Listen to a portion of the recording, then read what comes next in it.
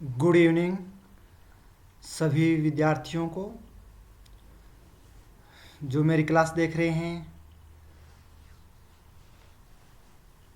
आज हम राजस्थान के भौतिक प्रदेश से संबंधित जो बहुविकल्प क्वेश्चन बनते हैं वो आपके लिए लेकर के आए हैं।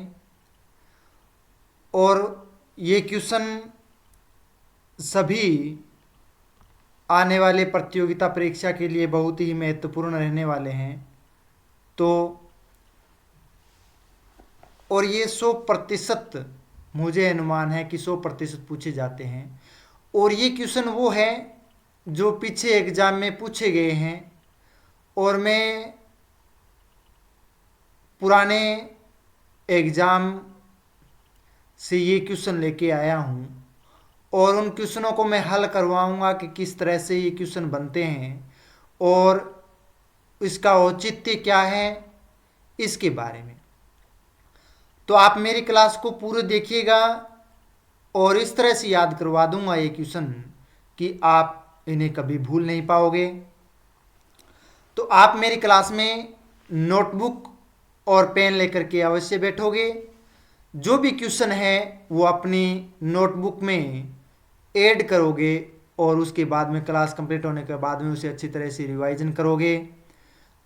तो आज 20 नवंबर की ये क्लास आपके लिए भौतिक प्रदेश से संबंधित तो रहने वाली है। पिछली वाली क्लास में हमने पूछा था कि निम्न में से हनुमानगढ़ जिले की स्थापना कब हुई थी। तो ये क्वेश्चन था, तो आपने मुझे प्यार दिखाया, उस कमेंट में भी मुझे ये क्वेश्चन मिला था। बहुत सारे विद्यार्थियों का, लगभग सभी विद्यार्थियों का ये क्वेश्चन सही हुआ था 12 जुलाई 1994। तो धन्यवाद सभी का। मुझे आशा है कि आप पढ़ते हो, आप मेरे रेगुलर क्लास देखते हो, इसके लिए बहुत बहुत धन्यवाद। तो इसका सही आंसर रहेगा 12 जुलाई 1994 के दिन हनुमानगढ़ जिले की स्थापना हुई थी। तो आज हम राजस्थान के भौतिक प्रदेश से संबंधित जो क्वेश्चन बन रहे हैं उन्हीं क्वेश्चनों पर हम बहुविकल्प क्वेश्चन लेकर के आपके सामने आए हैं। तो आइए हम शुरू करते हैं क्वेश्चन नंबर 1 से। और हमारा क्वेश्चन है कि राजस्थान की किस दिशा में सतलज एवं व्यास नदियों, यानी दो नदियां हैं सतलज और व्यास नदियों का मैदान है। तो राजस्थान में जो सतलज एवं व्यास नदियों का मैदान राजस्थान में कहाँ है, ये हमारा क्वेश्चन रहता है। तो हमारे पास में 4 विकल्प हैं, उसमें से हमें सही विकल्प का चयन करना है। ए में है उत्तर एवं उत्तर पश्चिम में, बी में है उत्तर एवं दक्षिण में, सी में है उत्तर एवं पूर्व में और डी में है पश्चिम एवं पूर्व में। तो हमें सही आंसर का पता लगाने के लिए हम चलते हैं डायग्राम की ओर और डायग्राम में देखेंगे कि सतलज एवं व्यास जो नदियां हैं उनके द्वारा निर्मित राजस्थान में जो मैदान है वो किस दिशा में बन रहे हैं। तो आइए हम देखते हैं कि ये जो नदी है आप देख रहे हैं पंजाब में, ये जो नदी दिखाई दे रही है आपको, ये सतलज नदी, और एक नदी और आ रही है, ये है व्यास नदी। तो इन दो नदियों के बारे में पूछा है और यहाँ पर पंजाब में इसका संगम होता है, दोनों नदियाँ आपस में मिलती है। और उसके बाद में ये नदी है वो राजस्थान में प्रवाहित होती है जिसका नाम है इंदिरा गांधी नहर। और सतलज और व्यास नदियों का जल है वो राजस्थान में प्रवेश किया जाता है। और राजस्थान का ये जो भाग है हनुमानगढ़ और श्रीगंगानगर जिले का ये जो भाग है, यहाँ पर सतलज और व्यास नदियों का मैदान है वो निर्मित है ये प्रदेश। तो यहाँ पर इन नदियों के द्वारा बनाया गया मैदानी भाग है। तो राजस्थान में अगर हम 4 भागों में विभाजित करें इसको, तो ये और इस रूप में, इस रूप में, तो हम देखें कि ये 4 भाग हैं। ये भाग दक्षिणी पूर्व कहलाता है, ये भाग उत्तर पूर्व कहलाता है, ये भाग उत्तर पश्चिम कहलाता है और ये भाग दक्षिण पश्चिम कहलाता है। तो हमें देखना है कि सतलज का मैदान या सतलज नदियों के द्वारा राजस्थान में जो निर्मित मैदान है वो कहाँ पर बनाया गया है। तो अगर हम देखें तो उत्तर पूर्व में ये मैदान का निर्माण किया गया है।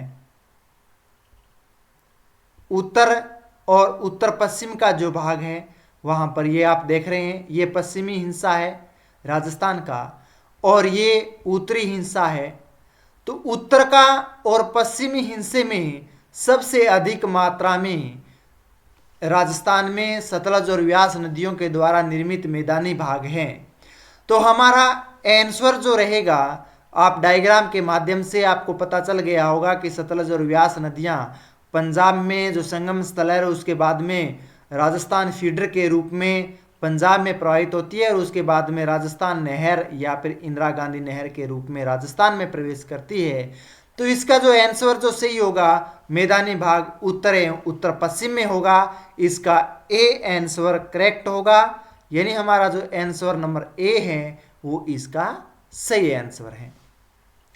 तो सतलज और व्यास नदियों के द्वारा राजस्थान में जो मैदान का निर्माण किया गया है वो उत्तर एवं उत्तर पश्चिम भाग में किया गया है। तो अपनी नोटबुक में आप नोट कर लीजिए राजस्थान की किस दिशा में सतलज व्यास नदियों का मैदान है। तो उसका सही आंसर है उत्तर एवं उत्तर पश्चिम में। तो ये डायग्राम आपके दिमाग में होना चाहिए, आप उसको बार बार देखिएगा, उसको समझिएगा, तो आपको पता चलेगा कि सतलज और व्यास नदियाँ के द्वारा निकलने वाली राजस्थान फीडर और उसके बाद में राजस्थान नहर के द्वारा निर्मित राजस्थान में जो मैदानी भाग है वो है उत्तर और उत्तर पश्चिम में। तो ये था हमारा पहला क्वेश्चन। अब हम चलते हैं नेक्स्ट क्वेश्चन की ओर, क्वेश्चन नंबर 2 में। तो अगला हम क्वेश्चन देखें तो उसमें है निम्न में से कौन से कारक राजस्थान में मरुस्थलीकरण के लिए उत्तरदायी हैं। यानी राजस्थान में मरुस्थलीकरण, यानी मरुस्थल है वो किस कारण है, उसके क्या कारण है जिस जो राजस्थान में पनपा है, उसके कुछ न कुछ कारण होंगे, तो हमें वो कारण बताने हैं। तो राजस्थान में जो मरुस्थलीकरण के लिए उत्तरदायी कारक है वो कौन कौन से हैं। तो हमारे पास में 4 ऑप्शन है, विकल्प हैं। उसमें पहला है कि अति पशुचारण, 2 नंबर मृदा अपरदन, 3 नंबर वनों की कटाई, 4 नंबर बूंद बूंद सिंचाई। और उसका विकल्प हमें ढूंढना है, ए में 1 2 3 सही है क्या, बी में 1 2 4 सही है क्या, सी में 2 3 4 सही है क्या और डी में 1 3 4 सही है क्या। तो एक तरफ हम देखें तो यहाँ पर आपको मिलेगा कि राजस्थान में मरुस्थलीकरण है जो राजस्थान के पश्चिमी हिस्से में है। अरावली का पश्चिमी जो भाग है अर्धशुष्क और शुष्क मरुस्थल को 2 भागों में विभाजित कर रखा है। तो आप इस डायग्राम में देखेंगे तो वहां पर जो मृदा है वो मरुस्थलीकरण यानी रेतीली मृदा है, आप देख रहे हैं यहाँ पर। और यहाँ पर जो वृक्ष है वो कंटीली झाड़ियों के रूप में वृक्ष आपको मिलेंगे, जो उनकी जड़ें होती है वो गहराई में होती है और उनकी जो तने की जो छाल होती है वो बड़ी होती है।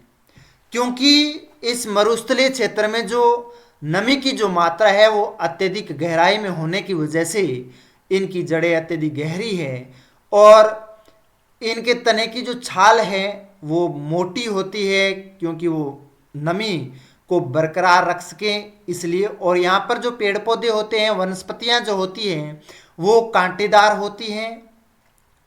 तो हमें इन 4 विकल्पों से हमें सही विकल्प चुनना है।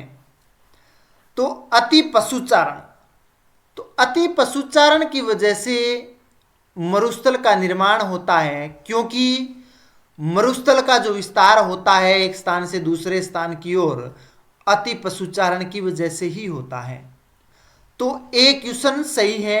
तो हम सही विकल्पों में देखें तो ए है वो विकल्प हमें सही दर्शाने हैं। तो इसमें सी में ये नहीं है, तो ये पहले से ही गलत हो गया है। ठीक है, तो अति पशुचारण ऑप्शन सही है कि ए इसका सही है। तो तीनों में सही है, एक में सी में गलत है। बी में हम चलते हैं तो मृदा अपर्दन, दोनों मृदा अपर्दन सही है। अपर्दन उसको कहते हैं कि मृदा का एक स्थान से दूसरे द्वारा वो वायु के द्वारा हो सकता है, यानी वायु चलती है उसके साथ में जो मृदा यानी रेतीली जो मृदा है वो उसके साथ में मिलकर के एक स्थान से दूसरे स्थान की ओर स्थानांतरित होती है, तो उसको मृदा अपर्दन कहते हैं। जल के द्वारा अपर्दन हो सकता है, यानी अत्यधिक वर्षा के बगैर एक स्थान से दूसरे स्थान की ओर जल का जो प्रवाह होता है उसको मृदा अपर्दन कहते हैं। तो अपर्दन है वो सही कारक है, तो इसका 2 नंबर है वो सही कारक माना जाता है। तो ए में सही है और बी में सही है। अगर सी की बात करें तो 2 नंबर नहीं है, तो इसका गलत हो जाएगा। तो हमारे पास में अगर हम देखें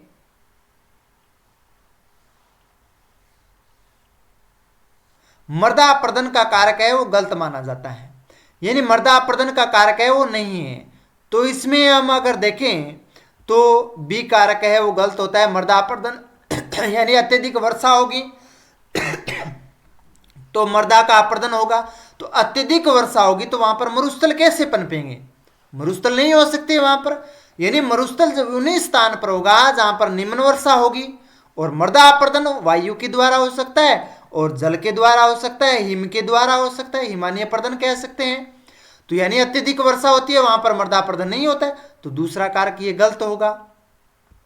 ठीक है, तो यानी 2 नंबर कारक गलत होगा। तो इसके लिए क्या होगा कि 2 नंबर कारक गलत हो गया। तो हमें देखना है कि 2 में आंसर हमें मिल रहा है, एक इसमें नहीं है डी में, तो हमें लगता है कि डी आंसर इसका सही है कि अति पशुचारण, वनों की कटाई और बूंद बूंदे सिंचाई। सॉरी, ये कारक गलत हो गया।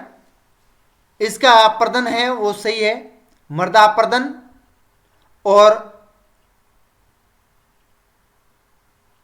बूंद बूंद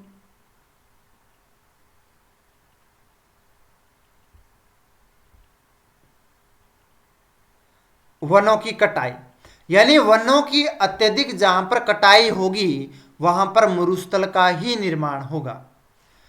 तो वनों की जो जहां पर कटाई होगी तो इसका सही आंसर है वो ए 1, 2 और 3, यानी अति पशुचारण, मृदा अपर्दन और वनों की कटाई, ये 3 आंसर है वो इसके सही रहेंगे।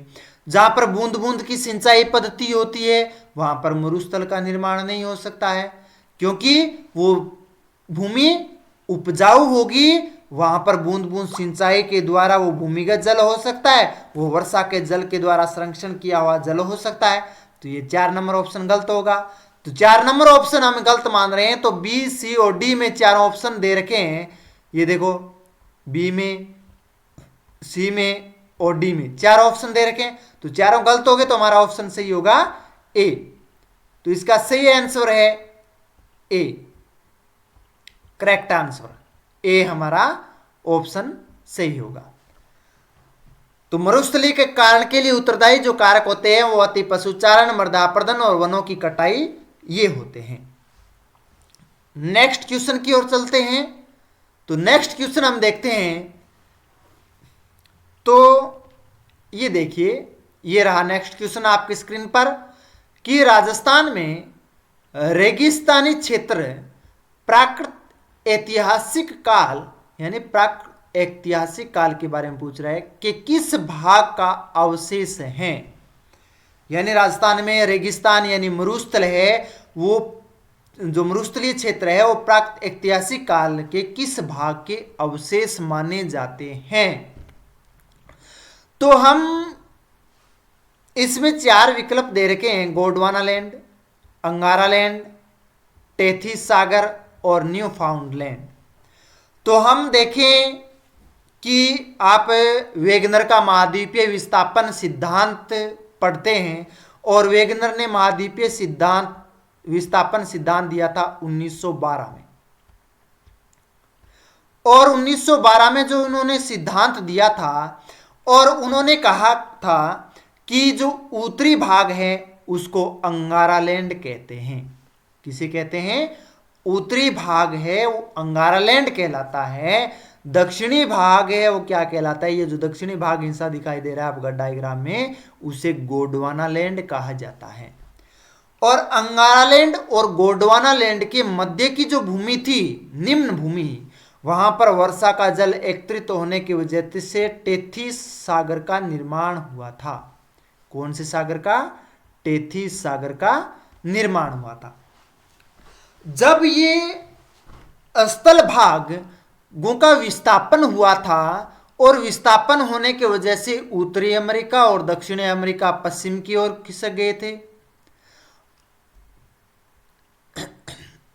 मेडागास्कर है वो अफ्रीका में आ गया, और अफ्रीका महाद्वीप है यूरोप और एशिया के हिस्से में मिल गया था। और जो वर्तमान में जो टेथिस सागर है वो भूमध्य सागर के अवशेष बताए जा रहे हैं। और बचा भाग था वो किस रूप में हुआ? वो ऑस्ट्रेलिया महाद्वीप में विस्थापित हो गया, अलग हो गया। तो इसलिए जो सागर और महासागर रेगिस्तान का मरुस्थल बना था, वो किसका निर्माण था?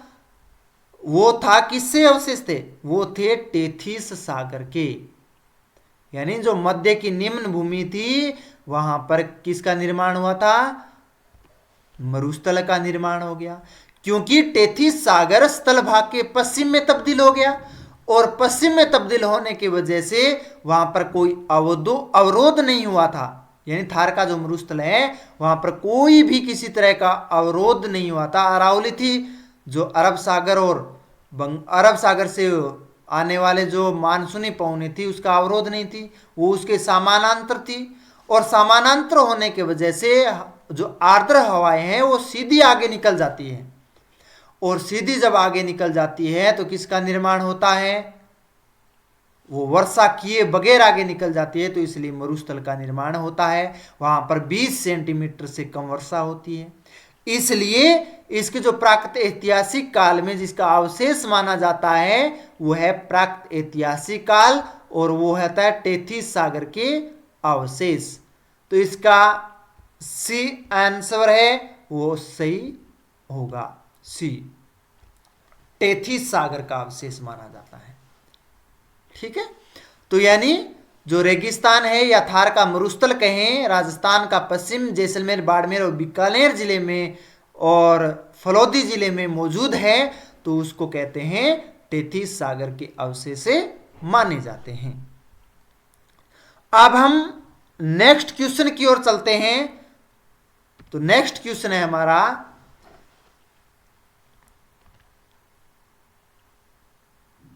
कि मालानी पर्वत राज्य के किन जिलों में विस्तृत हैं? यानी जिलों के नाम बताते हैं कि किन जिलों में मालानी पर्वत है, वो राज्य के किस हिस्से में और राज्य के किन जिलों में मौजूद हैं। तो ए आंसर है वो है सिरोही एवं जालोर में, बी है जालोर बाड़मेर में, सी है पाली या बाड़मेर में, और डी है पाली या फिर जालोर में।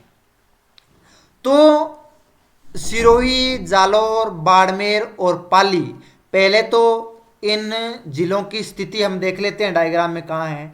तो आप यहां देखोगे तो ये बाड़मेर जिला है, ये बाड़मेर के पास में यहां होगे तो जालोर जिला है। इतने में आपको मैं स्थिति बताता हूं, आप इन चारों विकल्पों में से आपको सही विकल्प बताना है कि कौन से जिलों में मालानी पर्वत है। ठीक है, ये जालोर आ गया। उसके बाद में सिरोही की बात करें तो ये आपके पास में सिरोही आ गया। ठीक है, और पाली की बात करें तो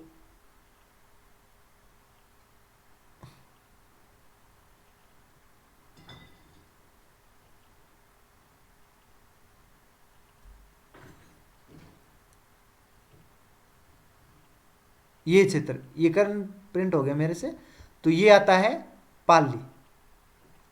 ठीक है, तो ये यहां पर आ गया पाली। तो ये इनकी स्थिति रहती है, बाड़मेर, जालौर, सिरोही और पाली। तो इन चारों जिलों में से आपको बताना है कि किन दो जिलों में आपको मलानी पर्वत स्थित है। तो अगर मलानी पर्वत की बात करें तो आपको इसका सही आंसर जो मिलेगा वो मिलेगा जालौर और बाड़मेर में। तो इसका बी आंसर सही रहेगा, क्योंकि जालौर और बाड़मेर में इस रूप में आपको मलानी पर्वत के रूप में आपको मिलेगा। ठीक है, मलानी पर्वत जो जालौर और बाड़मेर दोनों जिलों में मौजूद है, यहां पर मलानी पर्वत है। तो इसका बी आंसर आपके लिए सही होगा, बी।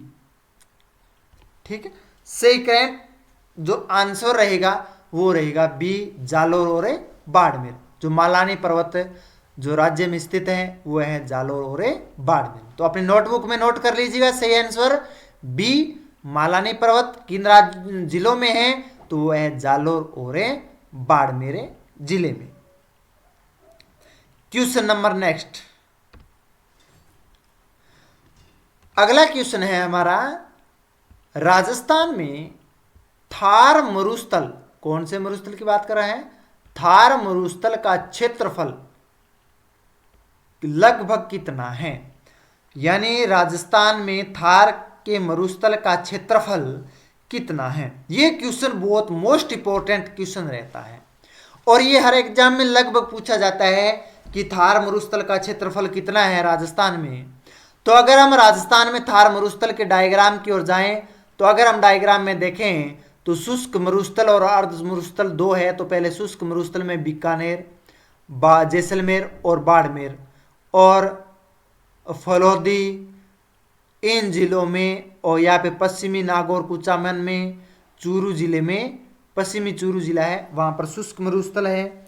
अर्ध मरुस्थल की बात करें तो ये अर्ध मरुस्थल के रूप में है। यहाँ पर आप देख रहे हो अरावली के ठीक पश्चिम में अर्ध शुष्क और उसके बाद में शुष्क मरुस्थल। पहले यह समझना है अर्ध शुष्क किसको कहते हैं और शुष्क किसको कहते हैं। यानी अर्ध शुष्क वो होता है जहां पर 25 से लेकर के 50 सेंटीमीटर वर्षा होती है, तो वो मरुस्थल कहलाता है अर्ध शुष्क। जहां पर 25 सेंटीमीटर से कम वर्षा होती है वो होता है शुष्क मरुस्थल, जहां पर रेतीली एकदम बालू मिट्टी पाई जाती है, बालूका के स्तूप, बड़े बड़े टीले या दोहरे पाए जाते हैं, वो होते हैं। तो इनके जो क्षेत्रफल है, ए में है 2,42,568 वर्ग किलोमीटर, बी में है 2,25,000 वर्ग किलोमीटर, सी में है 2,61,500 वर्ग किलोमीटर और डी में है 2,09,100 वर्ग किलोमीटर। तो आपको इनमें से सही आंसर है वो डिसाइड करना है कि कौन सा सही आंसर है। तो अगर हम थार का मरुस्थल की बात करें, इसमें शुष्क और अर्ध शुष्क नहीं पूछा है, तो इसका हमें पूरा का पूरा लेना है। ठीक है ना, अर्ध शुष्क भी होंगे, पश्चिम का जो अरावली का जो पश्चिमी भाग है वो पूरा लेंगे हम, तो वो आएगा शुष्क और अर्ध शुष्क मरुस्थल के रूप में ये भाग। तो राजस्थान के भाग की पूछ रहा है, तो राजस्थान में अगर बात करें तो इसका क्षेत्रफल है थार के मरुस्थल का वो है 2,09,100 वर्ग किलोमीटर। डी आंसर 2,09,100 वर्ग किलोमीटर। तो इसका डी आंसर है वो क्या रहेगा, सही रहेगा, डी। ठीक है, तो इस क्वेश्चन का आंसर है वो डी है। तो थार के मरुस्थल का कितना प्रतिशत क्षेत्रफल है राजस्थान में, 2,09,100 वर्ग किलोमीटर है। नेक्स्ट क्वेश्चन की ओर चलते हैं। तो अब क्वेश्चन आता है, हम लेके आए हैं आपके लिए सुमेलित करने वाले। सुमेलित कीजिए। ए में है बालूका स्तूपों से मुक्त, कौन सा मुक्त कहते हैं, जहां पर बालूका स्तूप नहीं पाई जाती उसको मुक्त कहते हैं। अनावर्त चट्टानी भूभाग कहाँ है। बी है लूनी नदी बेसिन, कहाँ पर है। सी है कच्छ की खाड़ी से बीकानेर तक विस्तृत बालूका स्तूप, कौन से हैं, क्या कहते हैं। डी में है थार मरुस्थल का विशाल बालूका स्तूपों से युक्त पश्चिमी प्रदेश कहाँ है। हमें सुमेलित करने हैं सूची 2 में। तो 1 नंबर है महामरुस्थल, बी में है लघु मरुस्थल, सी है बाड़मेर जैसलमेर, और डी है 4 नंबर है वो है अर्ध शुष्क प्रदेश। तो ये 4 विकल्प आपके पास में हैं। तो अगर बालूका स्तूपों से मुक्त अनावृत चट्टानी भूभाग ए है वो किसके साथ में सुमेलित करें, तो मुक्त प्रदेश।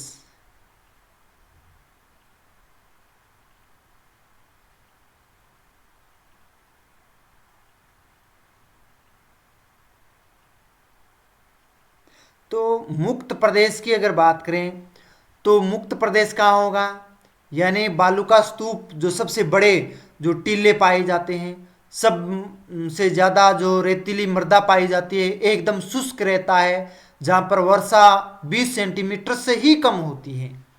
तो बालूका स्तूप युक्त अनावृत चट्टानी जो भूभाग है वो बाड़मेर और जैसलमेर में सबसे अधिक मात्रा में पाए जाते हैं।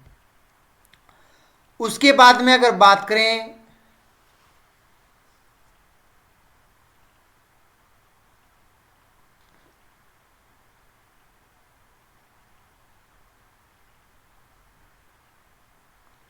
लूनी नदी का जो बेसिन है उस प्रदेश को क्या कहते हैं, उसे कहते हैं अर्ध शुष्क प्रदेश। तो 3 और 4 नंबर जिसका सही है वो आंसर हमारा सही होगा। तो ए और बी में नहीं है तो ए और बी तो पहले निकाल दो, सी और डी में दिखाई दे रहे हैं दोनों में, यानी 3 नंबर और 4 नंबर। ठीक है, तो लूनी नदी बेसिन है उसको अर्ध शुष्क प्रदेश कहते हैं। अब हम चलते हैं कच्छ की खाड़ी से बीकानेर तक विस्तृत बालू का प्रदेश।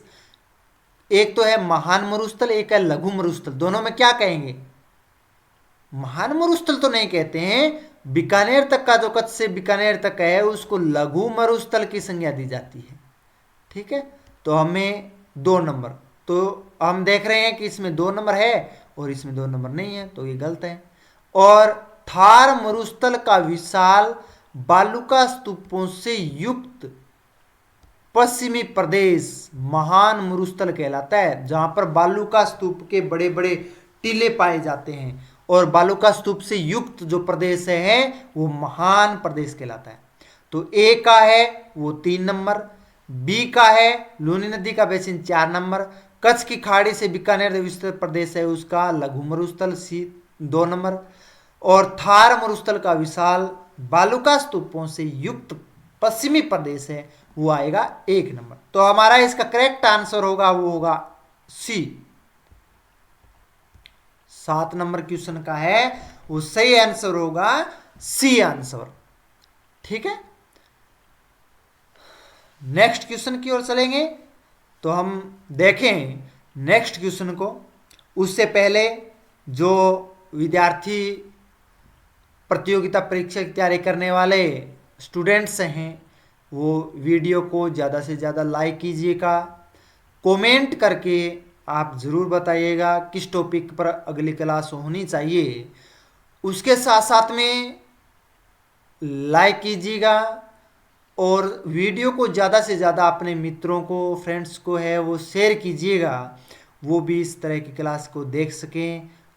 और यूट्यूब पर ये क्लास रोज़ाना शाम 6 बजे आपको प्राप्त होती है। इसके लिए आप बेल आइकन का घंटा प्रेस जरूर कीजिएगा, जिससे आपका नोटिफिकेशन है वो आपको आसानी से मिल सके। और क्वेश्चन नंबर नेक्स्ट की ओर चलते हैं हम। तो नेक्स्ट क्वेश्चन हम देखें तो वो है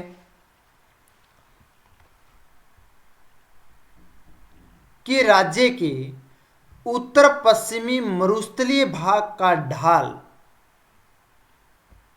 किस ओर है, यानी जो पश्चिमी मरुस्थल है उसका ढाल किस ओर है वो दिशा बतानी है। ठीक है, तो ये क्वेश्चन है कि उत्तर पश्चिम मरुस्थलीय जो प्रदेश है राजस्थान का उसका ढाल किस ओर है। तो ए में है, आप इसका सही आंसर बताना है कमेंट में, उत्तर पूर्व से दक्षिण पश्चिम की ओर। बी में है पश्चिम से पूर्व एवं उत्तर से दक्षिण की ओर। सी में है पूर्व से पश्चिम दक्षिण से उत्तर की ओर। डी में है उत्तर पश्चिम से दक्षिण पूर्व की ओर। तो आप देख रहे हैं, और अगर हम मरुस्थल से संबंधित राजस्थान का डायग्राम देखें, अपवाह्य तंत्र देखें, तो राजस्थान की मरुस्थल से बहने वाले जो नदियां हैं वो पूर्व की ओर नहीं बहती है, उत्तर की ओर नहीं बहती है, वो नदियां बहती है वो पश्चिम की ओर और दक्षिण की ओर ही बहती है, या फिर दक्षिण पश्चिम की ओर बहती है। ठीक है, तो यानी इस तरह से जो नदियां हैं वो जायलूनी नदी हो, अन्य नदियां हो, इस तरह से बहती हैं पश्चिम से दक्षिण पश्चिम की ओर। तो इसका करेक्ट आंसर जो हमारा रहेगा वो रहेगा ए, यानी उत्तर पूर्व से दक्षिण पश्चिम की ओर।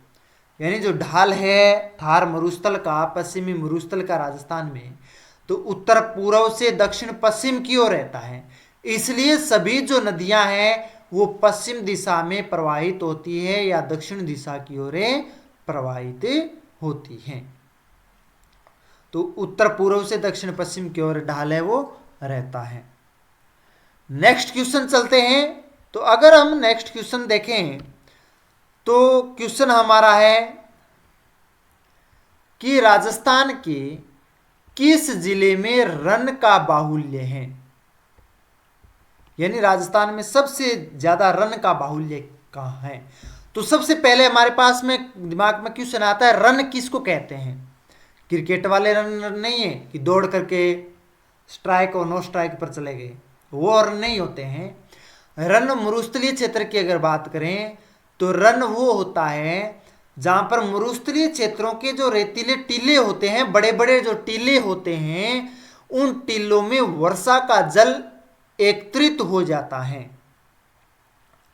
क्या हो जाता है, वर्षा का जल एकत्रित हो जाता है, इकट्ठा हो जाता है, और इकट्ठा होने के बाद में वो भूमि एक तालाब बावड़ी के रूप में परिवर्तित हो जाती है, अनुपजाऊ हो जाती है। तो उस भूमि को रन कहा जाता है। और वो सबसे ज्यादा जो प्रभावित क्षेत्र है मरुस्थल से और बड़े बड़े टीलों से प्रभावित है, वो जैसलमेर जिला आपको दिखाई देगा। और यहां पर बड़े बड़े टीले होते हैं, ये मान लो टीले हैं दो, और इसका जो निम्न भूमि होती है यहां पर जल इकट्ठा हो जाता है, बावड़ी के रूप में परिवर्तित हो जाता है। तो वो भूभाग एक बावड़ी में परिवर्तित, तालाब में परिवर्तित होने की वजह से वहां पर कृषि नहीं की जाती है। ठीक है, तो वो सबसे ज्यादा जो प्रभावित है या बाहुल्य है, ये कहां बनते हैं रन क्षेत्र, तो वो बनते हैं जैसलमेर में। ठीक है, कहां बनते हैं, जैसलमेर में बनते हैं। इसलिए हमारा आंसर है वो डी है, वो सही है। तो जैसलमेर जिले में रन का बाहुल्य है। क्वेश्चन इस तरह से भी आ सकता, क्वेश्चन पूछ रहे हैं कि राजस्थान के किस जिले में रन का बाहुल्य है। यानी राजस्थान के जो 41 जिले हैं उसमें सबसे ज्यादा रन प्रभावित क्षेत्र कौन से जिले में है, तो वो आएगा जैसलमेर जिले में। ठीक है, ये क्वेश्चन हमारा सही होगा, जैसलमेर जिला। नेक्स्ट क्वेश्चन की ओर चलते हैं। हमारा नेक्स्ट क्वेश्चन रहेगा वो है थार मरुस्थल की उत्पत्ति का सबसे प्रभावशाली कारण क्या है। यानी सबसे अधिक प्रभावशाली कारण क्या है जिससे है थार के मरुस्थल की उत्पत्ति हुई थी, कौन सा कारक हो सकता है। तो हमारे पास में 4 विकल्प हैं। पहला है शुष्कता में वृद्धि, बी है बालू का निक्षेपों में वृद्धि, सी है भूगर्भिक हलचल, डी है अत्यधिक कृषि। अगर हम थार मरुस्थल की उत्पत्ति का सबसे प्रभावशाली कारण का पता करें तो हम डी से पूछे कि अत्यधिक कृषि, अत्यधिक कृषि होगी तो वहां पर मरुस्थल का निर्माण नहीं हो सकता है, क्योंकि कृषि अत्यधिक वहीं होगी जहां पर अत्यधिक वर्षा होगी या फिर जहां पर सिंचाई के अत्यधिक साधन होंगे। तो डी आंसर हमारा नहीं हो सकता है कि थार मरुस्थल की उत्पत्ति का तिथि कर्सी हो, नहीं हो सकता है। सी भूगर्भिक हलचल, यानी प्लेट एक स्थान से दूसरे स्थान की ओर खिसकती है, उसे भूगर्भिक हलचल कहते हैं। जिससे भूकंप ज्वालामुखी उत्पन्न होते हैं। तो क्या मरुस्थल का निर्माण होगा उससे? नहीं हो सकता है, कभी नहीं हो सकते। यानी उससे अन्य जो निर्माण होता है वो पर्वत का, पठार का, इस तरह के निर्माण हो सकते, घाटियों का निर्माण हो सकता है, ज्वालामुखी का विस्फोट हो सकता है। तो यानी भूगर्भिक हलचल से मरुस्थल का कोई लेना देना नहीं है, तो गलत होगा। बी है बालू का निक्षेपों में वृद्धि, यानी रेतीली जो मृदा है निक्षेप या निम्न स्थान पर जमा होना, उसको निक्षेप कहते हैं। तो निक्षेप है वो वायु के द्वारा हो सकती है, निक्षेप नदियों के द्वारा लाई गई मिट्टी के द्वारा हो सकता है। तो जहां पर नदी होगी वहां पर मरुस्थल का निर्माण नहीं हो सकता है। तो बालू का निक्षेपों में वृद्धि ये भी कारक नहीं है। शुष्कता में वृद्धि, अगर वर्षा 20 सेंटीमीटर या उससे भी कम हो रही है तो वो क्षेत्र क्या कहलाएंगे? वहां पर कृषि नहीं हो सकती है। और उस भाग में कृषि नहीं होगी तो वो किस में परिवर्तित होगा? वो मरुस्थल में होगा, क्योंकि निम्न वर्षा है तो न तो वहां पर कृषि होती है न वहां पर वनस्पति उगती है। और जहां पर वनस्पति और कृषि का नहीं होती है वहां पर क्या होगा? मरुस्थल का निर्माण नहीं होगा। ठीक है, तो जहां पर कृषि और वनस्पति नहीं होगी वहां पर क्या होगा? मरुस्थल होगा। तो शुष्कता जैसे जैसे बढ़ती जाएगी वैसे वैसे क्या होता जाएगा? मरुस्थल का निर्माण है वो होता जाएगा। तो शुष्कता में वृद्धि, ए आंसर इसका करेक्ट होगा। तो 10 नंबर क्वेश्चन है उसका ए आंसर है शुष्कता में वृद्धि। तो थार मरुस्थल के लिए उत्पत्ति का सबसे महत्वपूर्ण कारक होता है शुष्कता में वृद्धि करना। आगे हम नेक्स्ट क्वेश्चन की ओर चलते हैं। तो वो क्वेश्चन हमारा रहेगा, ताल छापर और पड़िहारा रण क्षेत्र कहां स्थित हैं? ताल छापर वन्य जीव अभ्यारण्य पड़िहारा रण क्षेत्र कहां स्थित हैं? तो कौन से क्षेत्र है? इसके 4 आपके पास में ऑप्शन है, विकल्प दे रखे हैं। ए में है गगर क्षेत्र में, बी है शेखावाटी क्षेत्र में, सी है गोडवाड़ बेसिन में, डी है नागौर क्षेत्र में। तो ताल छापर और पड़िहारा रण क्षेत्र कहां स्थित है? इस 4 ऑप्शन में से आपको सही ऑप्शन चुनना है। तो ताल छापर वन्य जीव अभ्यारण्य हम पढ़ते हैं और पड़िहारा जो पढ़ते हैं झुंझुनू और चूरू जिले में, और चूरू ये है और झुंझुनू ये है। तो ये प्रदेश हैं, चूरू और झुंझुनू का, सीकर का ये जो प्रदेश, जालोर का ये जो प्रदेश है, सॉरी जालोर नहीं, चूरू, झुंझुनू और सीकर का ये जो प्रदेश है, इस प्रदेश को कहते हैं शेखावाटी प्रदेश। शेखावाटी प्रदेश कहते हैं। तो इसका आंसर हमें मिल गया कि ताल छापर और पड़िहारा रण क्षेत्र कहाँ है? शेखावाटी क्षेत्र में है। तो 11 नंबर आंसर है इसका रहेगा शेखावाटी क्षेत्र बी। इसका करेक्ट आंसर हमारा रहेगा बी। ये लो बी, शेखावाटी क्षेत्र में। तो ताल छापर और पड़िहारा रण क्षेत्र कहां है आपको पूछ ले तो वो आएगा शेखावाटी क्षेत्र में। नेक्स्ट क्वेश्चन की ओर चलते हैं। तो नेक्स्ट क्वेश्चन अगर देखें तो वो है सुमेलित करने वाले क्वेश्चन, और सुमेलित करना है सूची 1 से सूची 2, ए बी सी, और सूची 2 में है 1 2 3। ए में है पश्चिम मरुस्थल, अरावली पर्वतीय प्रदेश, दक्षिणी पूर्वी पठारी प्रदेश। बी में है 1 नंबर मेरू, माल और मरु। ये 3 ऑप्शन विकल्प है, उसे हमें क्या करना है? सुमेलित करना है। तो हम को सुमेलित करें तो पश्चिमी जो मरुस्थल है यानी पश्चिम जो जैसलमेर, बाड़मेर, बीकानेर जिले में मौजूद जो पश्चिम मरुस्थल है उसको क्या कहते हैं? मरु। ये तो याद है कि मरु कहते हैं। तो चलो एक है उसका 3 कर देते हैं। तो ए का 3, 2 में है बी या सी, तो ये भी गलत हो गया, ये भी गलत हो गया। तो ए और डी में तो आपको जाना ही नहीं है, ठीक है। तो आपके पास में विकल्प रहे 2, उसमें से एक सही चुनना है, बी और सी को। अरावली पर्वतीय प्रदेश को क्या कहते हैं? अगर हम अरावली पर्वतीय प्रदेश को कहें तो, या फिर दक्षिण पूर्वी पठारी प्रदेश को, पठारी प्रदेश को मालवा का जिस तरह से पठार कहते हैं कि मालवा का पठार दक्षिणी पूर्वी भाग में है, तो मालवा के पठार में हम रिस्क लेते हैं, हम चुनते हैं कि 3 का 2 नंबर, तो 3 नंबर का 2 नंबर यहाँ आता है। तो 3 का 2 नंबर यहाँ आता है, तो ये तो गलत हो गया, पहले से ए और डी गलती थे, सी और गलत हो गया, तो बी आंसर हमारे लिए सही रहेगा। अरावलीय पर्वतीय प्रदेश को मेरू कहा जाता है। तो यानी पश्चिम मरुस्थलीय सही आंसर है आपका बी, करेक्ट आंसर रहेगा बी। कैसे? पश्चिम मरुस्थल है उसको मरु प्रदेश कहते हैं, अरावली पर्वतीय प्रदेश है इसको मेरू प्रदेश कहते हैं, दक्षिणी पूर्वी पठारी प्रदेश है इसको मालवा का पठार होने की वजह से माल प्रदेश कहा जाता है।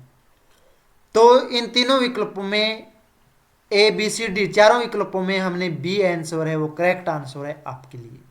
तो सुमेलित आप कर सकते हो, नोटबुक में आप डाल सकते हो। पश्चिम मरुस्थल प्रदेश को क्या कहते हैं? मरु प्रदेश। अरावली पर्वतीय प्रदेश को क्या कहते हैं? तो मेरू प्रदेश। दक्षिणी पूर्वी पठारी प्रदेश को क्या कहते हैं? तो माल प्रदेश कहा जाता है। नेक्स्ट क्वेश्चन की ओर चलते हैं। 13 नंबर जो क्वेश्चन है वो है रेगिस्तान का मार्च से क्या तात्पर्य है?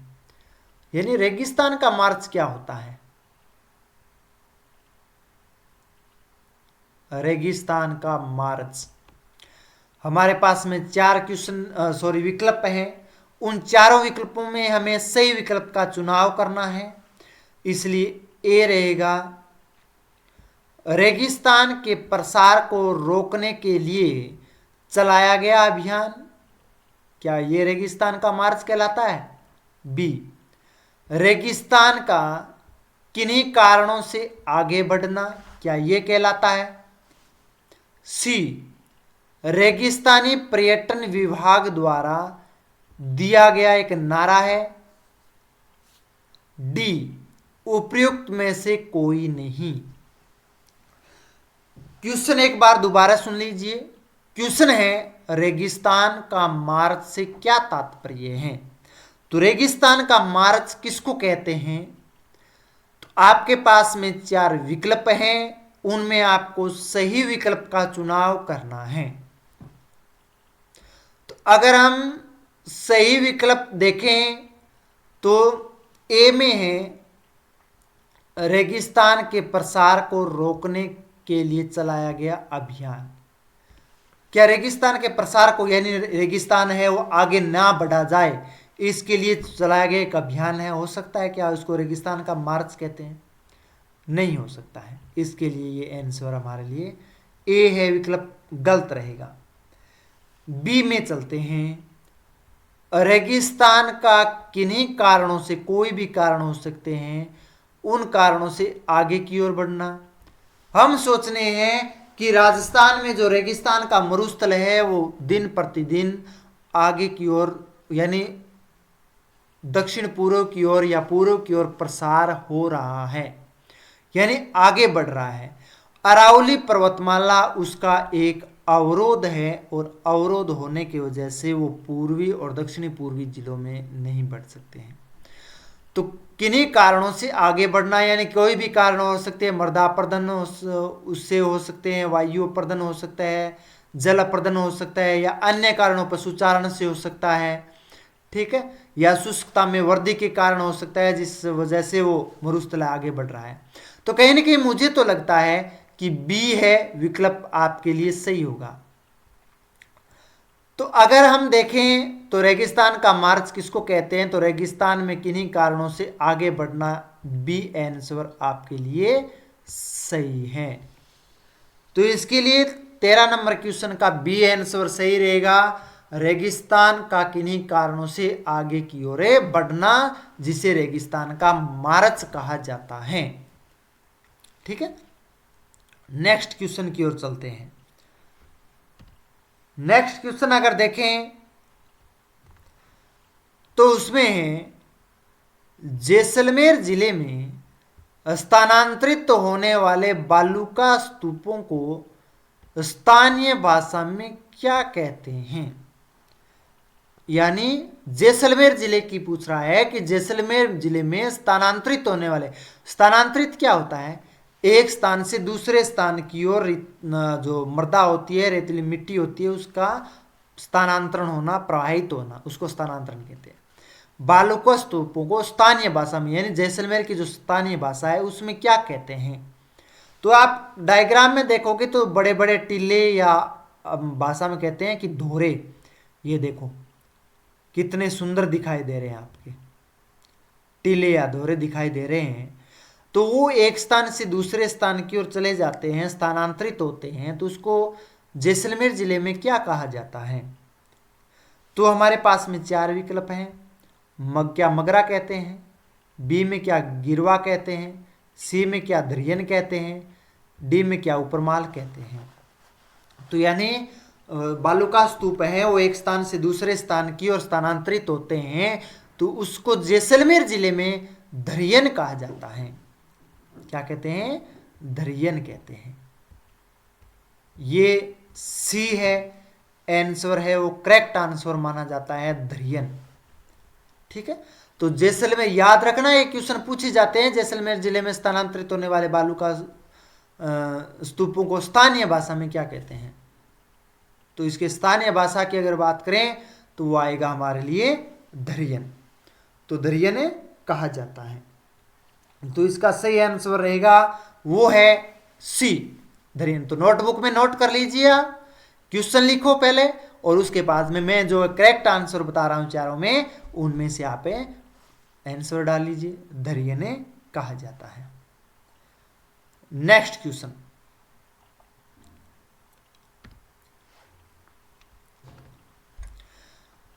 क्वेश्चन नंबर 15 है, बरखान क्या है।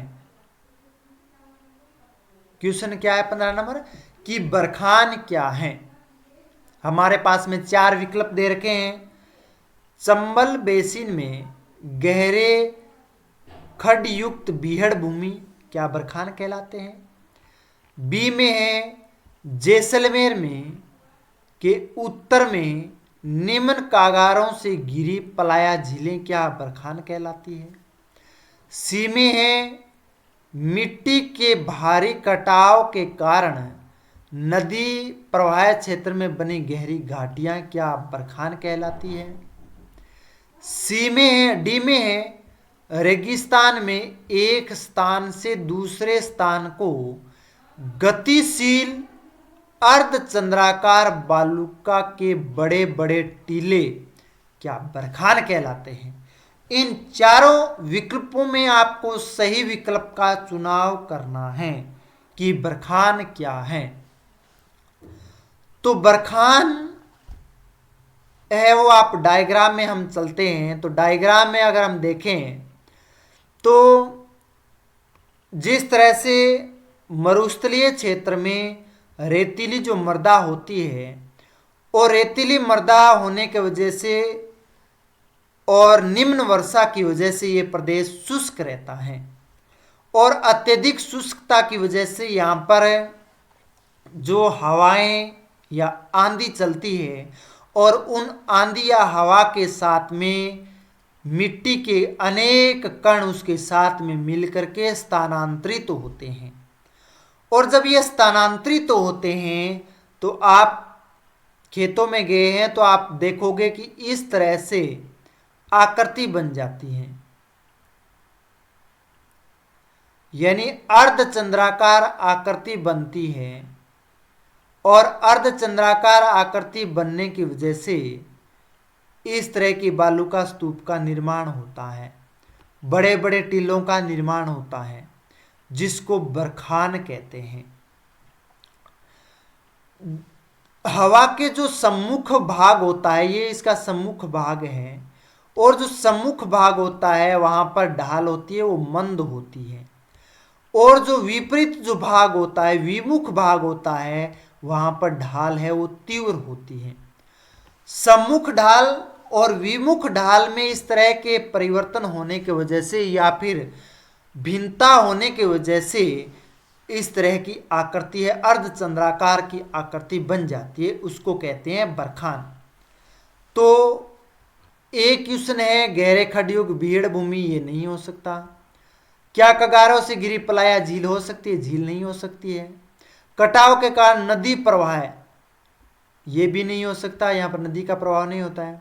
रेगिस्तान में एक स्थान से दूसरे स्थान गतिशील, अभी बताया था का स्थानांतरित या गतिशील, अर्धचंद्राकार, या आप देख रहे हैं आकृति अर्धचंद्राकार, बालुका के बड़े बड़े टीले क्या कहलाते हैं? बरखान कहलाते हैं। तो इसका करेक्ट आंसर क्या होगा? करेक्ट आंसर होगा डी। ठीक है, तो नोटबुक में डाल लीजिए कि बरखान क्या होते हैं। रेगिस्तान में एक स्थान से दूसरे स्थान को गतिशील अर्धचंद्राकार बालू के बड़े बड़े टीले होते हैं। आप डायग्राम भी बना सकते हैं। आप क्वेश्चन पढ़ोगे, डायग्राम को देखोगे तो आपके दिमाग में ये आंसर अपने आप आ जाएगा कि हाँ इस तरह की ये डायग्राम है, अर्धचंद्राकार है, विमुख और सम्मुख ढाल में किस तरह से ढाल होते हैं हवा के, तो आपने आप इसका आंसर आ जाएगा। तो क्वेश्चन नंबर 15 का डी आंसर सही रहेगा कि रेगिस्तान में एक स्थान से दूसरे स्थान को गतिशील अर्धचंद्राकार बालू के बड़े बड़े टीलों को क्या कहते हैं? बरखान कहते हैं। तो आप मेरी क्लास आपको दोबारा बता देता हूं कि शाम को 6 बजे आपको YouTube चैनल पर आपको ये क्लास मिलेगी राजस्थान के बहुविकल्प क्वेश्चन के लिए। आज राजस्थान के भौतिक प्रदेशों से संबंधित क्लासें हैं वो चल रही है हमारी। तो इसके लिए आपको जो सब्सक्राइब्स नहीं किया चैनल को तो वो कर दीजिए जल्दी, और बेल आइकन का घंटा प्रेस कर दीजिए जिससे आने वाली जो वीडियो है वो सबसे पहले आपके पास में पहुंच सके। और वीडियो को पूरा देखें आप, और जितना आप पूरा देखोगे तभी आपको ज्योग्राफी से संबंधित जो कॉन्सेप्ट हैं वो आपके दिमाग में सही और स्टिक बैठेगा, और जिसे आपको जल्दी याद भी होंगे। नेक्स्ट क्वेश्चन की ओर चलते हैं। तो नेक्स्ट क्वेश्चन देखें, तो नेक्स्ट क्वेश्चन हमारा रहेगा कि निम्न में से सही कथनों का चयन कीजिए। तो हमारे पास में 4 विकल्प है, उनमें से सही विकल्पों का चुनाव करना है। तो 1 नंबर है हमारे पास में कि नाग पहाड़ मध्य अरावली का सर्वोच्च शिखर है। बी है शिवपुर घाट एवं बर अरावली के दर्रे हैं। सी 3 नंबर है लसाड़िया का पठार राजसमंद झील के पूर्व में है। 4 नंबर है छप्पन का मैदान प्रतापगढ़ एवं चित्तौड़गढ़ जिले के मध्य में स्थित है। अब इन चारों में से आपको सही क्वेश्चन बताने हैं, सही आंसर देने हैं। तो पहले हम 4 नंबर का सोचें, उसमें डाउट लग रहा है। छप्पन का मैदान प्रतापगढ़ एवं चित्तौड़गढ़ जिलों के मध्य में स्थित है। प्रतापगढ़ एवं बांसवाड़ा जिले के मध्य में छप्पन का मैदान स्थित है। चंबल नदी माही नदी का जो बेसिन क्षेत्र है उसके आसपास का जो क्षेत्र है वो छप्पन का मैदान कहलाता है। तो प्रतापगढ़ एवं बांसवाड़ा है वो इसका सही होगा, तो चित्तौड़गढ़ है वो गलत होगा। प्रतापगढ़ और बांसवाड़ा है तो 4 नंबर हमारे लिए क्या होगा? गलत होगा। तो जिसमें 4 नंबर है वो आंसर पहले ही गलत कर दो। ए गलत, डी गलत, तो हमारे पास में बी और सी 2 रहे हैं। अब इनमें दोनों में आप देख सकते हो, यानी एक हमने पढ़ा और 2 गलत कर दिया। अब हमारे पास में ए और बी बी और सी 2 ही विकल्प है। 2 विकल्पों में हम अच्छी तरह से छांट सकते हैं। अब 1 नंबर हम देखें, 1 नंबर को देखो चलते हैं, क्योंकि इसमें 1 नंबर है नहीं और इसमें 1 नंबर है। 2 और 3 तो सेम है ही।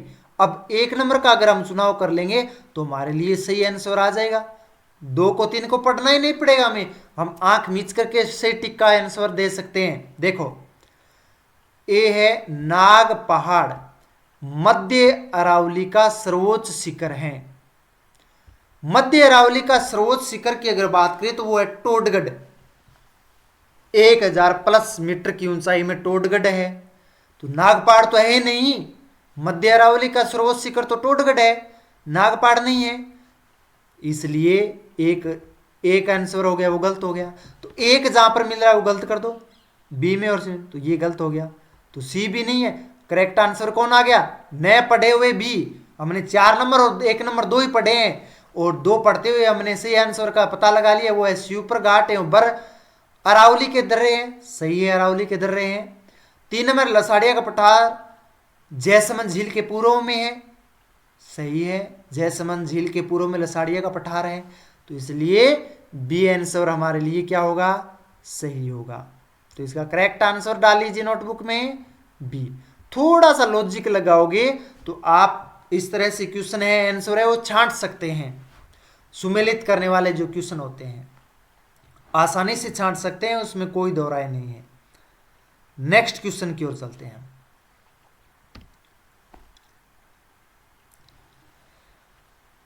क्वेश्चन है हमारा 17 नंबर, निम्न में से सबसे ऊंची पर्वत चोटी कौन सी है? इन 4 पर्वत चोटियों में से अगर हम देखें, ए में है नागपानी की पर्वत चोटी, बी में कमलनाथ की पहाड़ी, सी में सज्जनगढ़ और डी में है लीलागढ़। क्या इन चारों में कौन सा विकल्प सही होगा? तो अगर हम इन चारों में देखें तो नागपानी नहीं है, सज्जनगढ़ भी नहीं है, लीलागढ़ भी नहीं है, इसका कमलनाथ की जो पहाड़ी है वो सबसे, इन चारों में से सबसे ऊंची पर्वत चोटी है, तो इसका सही आंसर होगा बी, कमलनाथ की पहाड़ी। तो कमलनाथ की पहाड़ी इन चारों पर्वत चोटियों में से सबसे ऊंची पर्वत चोटी है। 17 क्वेश्चन का होगा बी आंसर, करेक्ट आंसर होगा बी। तो डाल लीजिए नोटबुक में बी, कमलनाथ की पहाड़ी।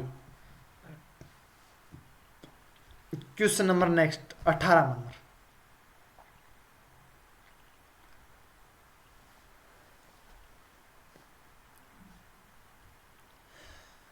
क्वेश्चन है हमारे लिए कि लसाड़िया का पठार राजस्थान के किस जिले में है? यानी लसाड़िया का पठार बताना है कि लसाड़िया का पठार है वो राजस्थान के कौन से जिले में है।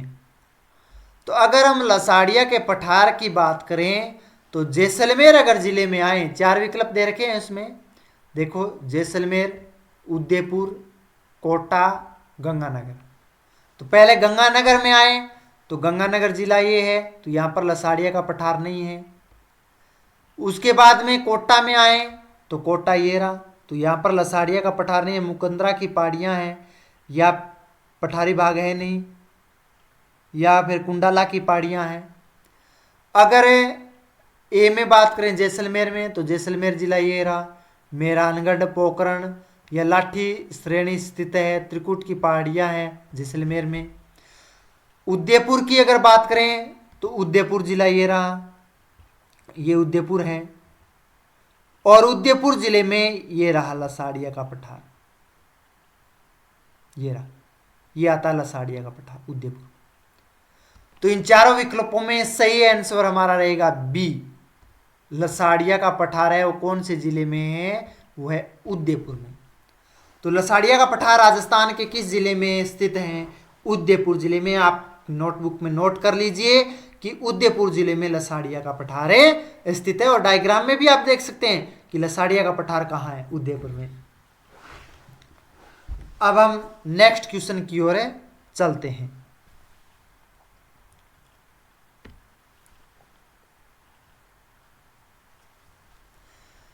निम्न में से क्वेश्चन है हमारा,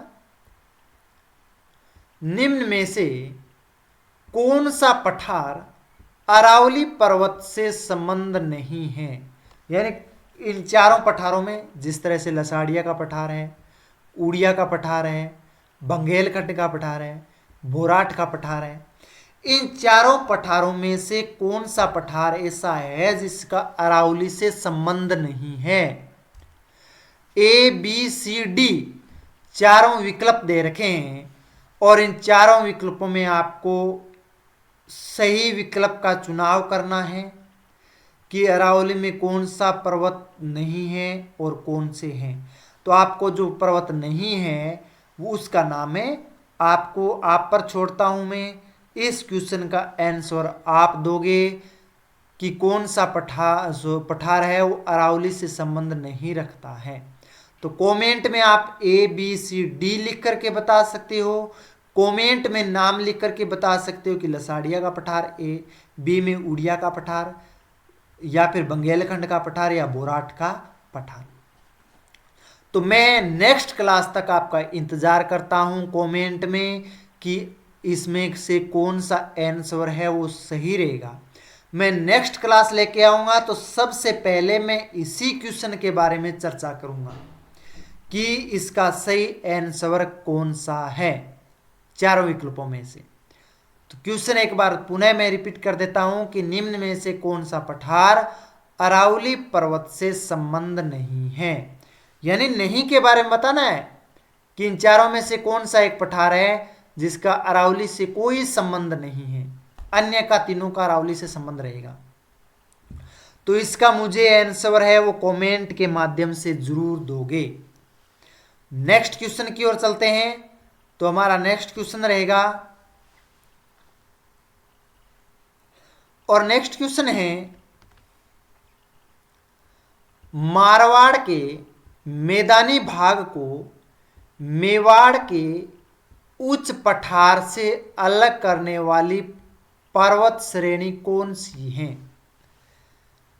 यानी मारवाड़ के मैदानी भाग को मेवाड़ के उच्च पठार, यानी एक तरफ तो क्या है मारवाड़ का मैदानी भाग है, इस तरह मैदानी भाग कह सकते हैं, एक तरफ मेवाड़ का पठारी भाग है और बीच में एक पठार आता है, इस तरह से पठार।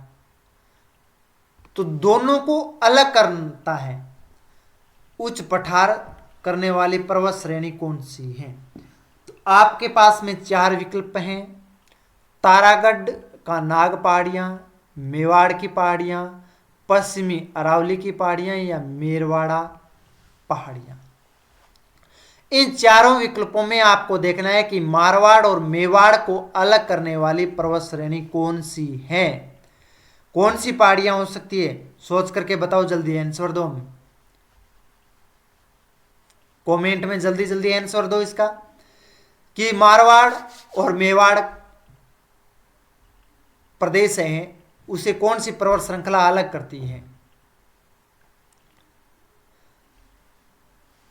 तो लगभग B B B, D D, C D D, शाबाश। और बताइए डी मेरवाड़ा पहाड़ियां, मेरवाड़ा पहाड़ियां। अनिल कुमार मेरवाड़ा की पहाड़ियां, शाबाश। और बताइए अशोक कुमार तारागढ़ नाग पहाड़ियां।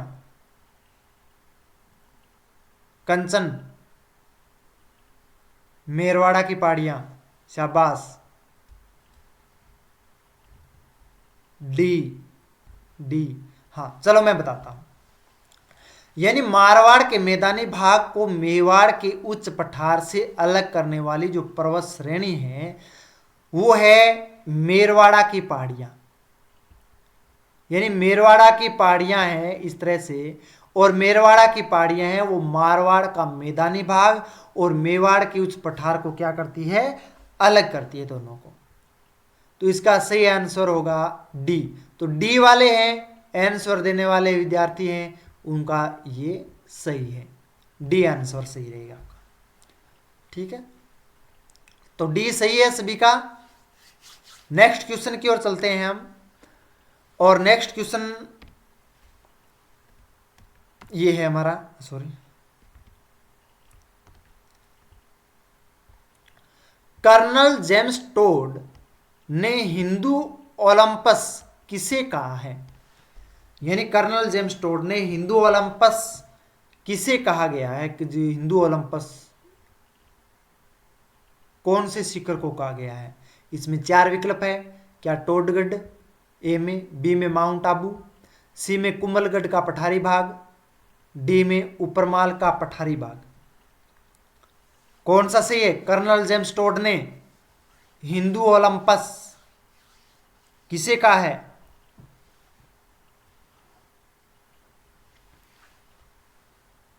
हिंदू ओलंपस के नाम से। B B B B Mount Abu,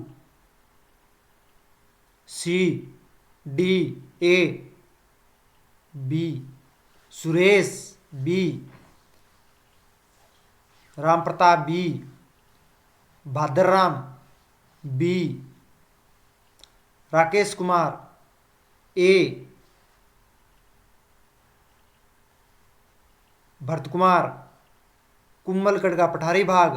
शाबाश।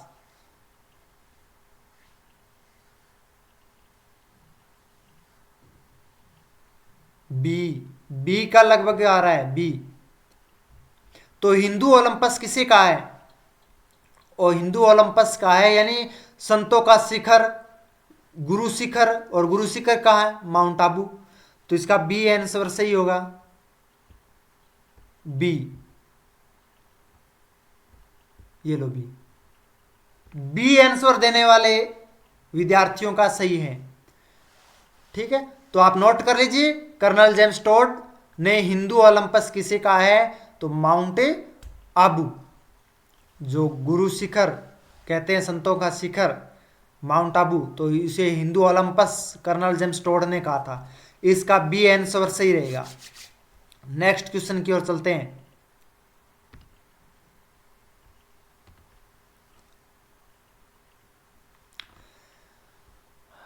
क्वेश्चन है 22 नंबर, अडावाला पर्वत राज्य के कौन से जिले में स्थित है? यानी अडावाला पर्वत है वो राजस्थान के किस जिले में स्थित है? अडावाला पर्वत या अडावाला की पहाड़ियां हैं वो कहाँ हैं? तो 4 विकल्प दे रखे हैं और चारों विकल्पों में हम देखें तो पहला है उदयपुर, बी भीलवाड़ा, सी सिरोही, डी बूंदी। उदयपुर ए में है उदयपुर। आप कमेंट में जल्दी जल्दी आते जाओ, मैं तब तक उदयपुर की शेयर कराता हूं। उदयपुर ये रहा, उदयपुर में नहीं है भाई। बी, सी, डी, डी भाद्रराम बूंदी, मुकेश बूंदी। तो अडावाला पर्वत बूंदी, साबराम बूंदी, राकेश सी सिरोही, लीलाधर बी, जेता बी भीलवाड़ा। अडावाला पर्वत आपको बताना है कहाँ है, कौन से जिले में है, ये बताना है आपको। महावीर डी, बूंदी में बता रहे हैं महावीर।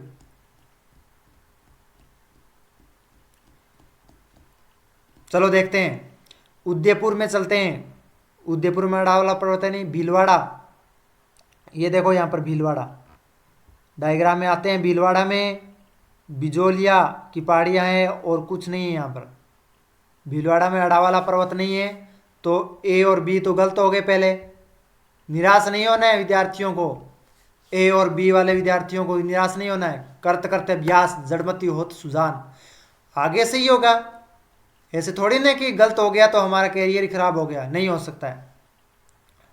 सिरोही वाले, अगर हम सिरोही में चलें तो आबू का पठार है, उड़िया का पठार है, पर तो अडावाला पर्वत नहीं है सिरोही में। सी गलत होगा। अवशेष रहा है बूंदी डी। ये देखो बूंदी, ये अडावाला पर्वत, ये अडावाले की पहाड़ियाँ बूंदी और सवाई माधोपुर में मौजूद है। ये तो अडावाला की जो पर्वत श्रृंखला है वो है बूंदी में और सवाई माधोपुर में। हमारे पास में सवाई माधोपुर है नहीं, ऑप्शन में बूंदी दे रखा है, तो इसका सही आंसर होगा डी, डी आंसर। ये लो नोट कर लीजिए नोटबुक में, डी बूंदी तो इसका सही होगा अड़ावाला पर्वत राज्य के कौन से जिले में स्थित है, तो वो है बूंदी और सवाई माधोपुर। हो सकता है विकल्प में आपको सवाई माधोपुर दे दे, बूंदी नहीं दे, तो आप सवाई माधोपुर भी कर सकते हैं कि अड़ावाला पर्वत श्रृंखला है वो सवाई माधोपुर बूंदी दोनों जिलों में है। ठीक है, अब हम नेक्स्ट क्वेश्चन की ओर चलते हैं। नेक्स्ट क्वेश्चन है अरावली पर्वत श्रृंखला की कुल लंबाई का कितना प्रतिशत भाग राजस्थान में है। यानी अरावली पर्वतमाला है उसकी कुल लंबाई का कितना प्रतिशत भाग है राजस्थान में मौजूद है। केवल राजस्थान के बताना है। दिल्ली की रायसीना पहाड़ियों से लेकर के यहां से लेकर के और गुजरात तक जाती है ये अरावली पर्वत श्रृंखला, परंतु राजस्थान में इसका विस्तार सबसे ज्यादा है। आप देख सकते हैं यहां पर सबसे ज्यादा। तो ए में है 90%, बी में है 80%, सी में 75% और डी में 65%। चारों विकल्पों में से सही बताना है आपको कौन सा सही होगा। राजस्थान में कितने प्रतिशत अरावली पर्वतमाला का विस्तार है। राकेश ए 90%, शाबाश। लीलाधर बी 80%, बी भादरराम बी बता रहे। मुकेश सी 75%। और बताइए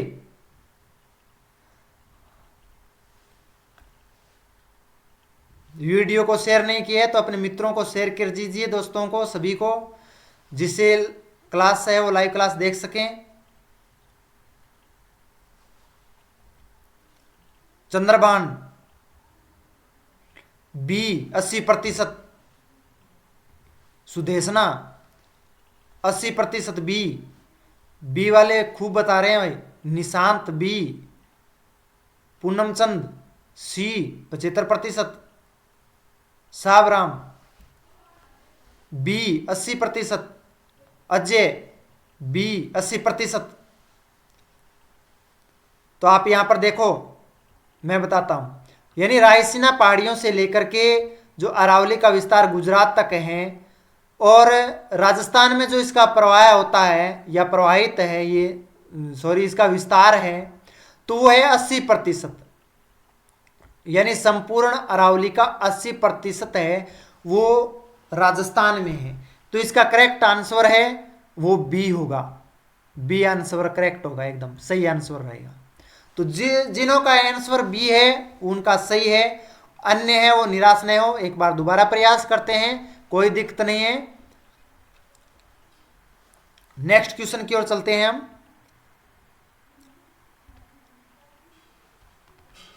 नेक्स्ट क्वेश्चन है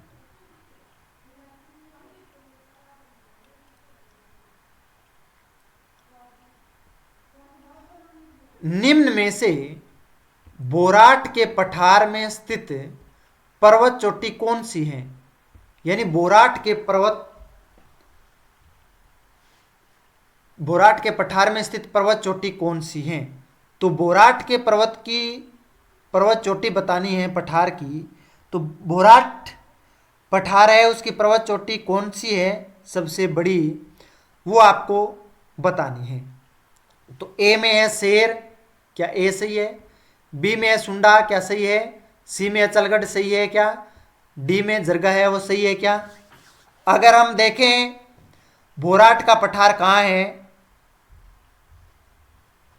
तो बोराट का पठार आप देख रहे हैं कि राजसमंद, उदयपुर, इन जिलों में आपको ये देखो बोराट का पठार राजसमंद, उदयपुर इन जिलों में है बोराट का पठार।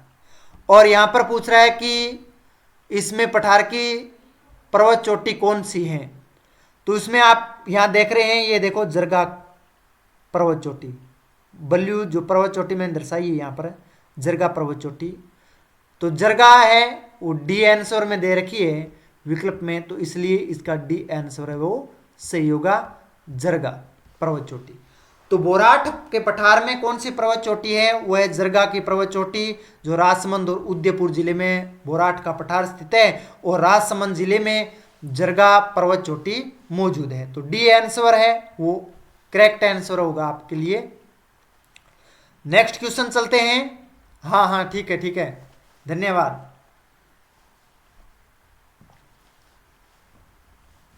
राकेश बोल रहा है कि सर आपकी क्लास बहुत ही शानदार है, डेली लगानी चाहिए सर, मैं रोजाना देखता हूँ, बस आपका प्यार मिलता रहे बस। बहुत बहुत धन्यवाद, थैंक यू। नेक्स्ट चलते हैं। कौन सा क्षेत्र देशेरो के नाम से जाना जाता है? यानी देशेरो के नाम से कौन सा क्षेत्र जाना जाता है? ये आपके लिए चार विकल्प हैं कि कुंभलगढ़ व उदयपुर के बीच का क्षेत्र देशेरो के नाम से जाना जाता है, आचलगढ़ व गोगुंदा के बीच के क्षेत्र को देशेरो के नाम से जाना जाता है, उदयपुर में रांगा व जरगा पर्वत चोटियों के मध्यवर्ती क्षेत्र को जाना जाता है, या प्रतापगढ़ व चित्तौड़गढ़ के बीच की पहाड़ी क्षेत्र को जाना जाता है। देशेरो के नाम से किसे जाना जाता है? यानी देशेरो वो है कि दो पर्वत चोटियों या दो क्षेत्रों के बीच में हरा भरा हरियाली प्रदेश देशेरो के नाम से जाना जाता है। तो वो कौन सी दो पर्वत चोटियों के मध्यवर्ती क्षेत्र हैं? तो इसका सही आंसर दीजिएगा। अजय सी, निशांत सी, पूनमचंद सी, विनोद सी, महावीर सी, मोनिका सी, सब सी बता रहे हो देशेरो के नाम से। राकेश बी, महावीर सी, लीलाधर ए, चंद्रवान सी, भादर सी, भरत सी, लगभग सी बता रहे हैं। उदयपुर में रागा व जरगा पर्वत चोटियों के मध्यवर्ती क्षेत्र। तो यानी अगर हमने अभी देखा था ये जरगा पर्वत चोटी है, यहां पर ये रही, और रागा पर्वत चोटी, इनकी जो मध्यवर्ती जो क्षेत्र है वो देशेरो के नाम से जाना जाता है, हरा भरा प्रदेश देशेरो के नाम से। इसलिए इसका आंसर, सभी का आंसर सी है, वो सही होगा, सी आंसर। एक दो का गलत है और सभी का सही है, सी आंसर। सावराम सी, हाँ जी सही है आपका सी। सिंबू दयाल सी, जी जरूर सही है आपका। तो सी आपका आंसर है, वो सही रहेगा। तो ये थी आज की ज्योग्राफी से संबंधित मेरी क्लास, बहुविकल्प क्वेश्चन, भौतिक प्रदेशों से संबंधित। इसमें पहाड़ियाँ, मरुस्थल के बारे में हमने पढ़ा था, किस तरह से बहुविकल्प क्वेश्चन बनते हैं, ये संपूर्ण क्वेश्चन मैं आपके लिए लेकर के आया था। सभी ने मेरी लाइव क्लास देखी आपने, सभी ने। मैं आशा करता हूँ मेरी क्लास को आप फॉरवर्ड करोगे, आगे आगे शेयर करोगे, लाइक, सब्सक्राइब और कमेंट जरूर करना। आपके लिए मेरी लाइव क्लास 6 बजे मौजूद रहती है। आपके नोटिफिकेशन ऑन कर दीजिएगा, जिससे मेरी आने वाली क्लास आप सबसे पहले आपको पता चल सके। इसके लिए आपका प्रेम, स्नेह, प्यार इसी तरह मिलता रहे, इसके लिए बहुत बहुत धन्यवाद। जय हिंद, जय भारत, बहुत बहुत धन्यवाद।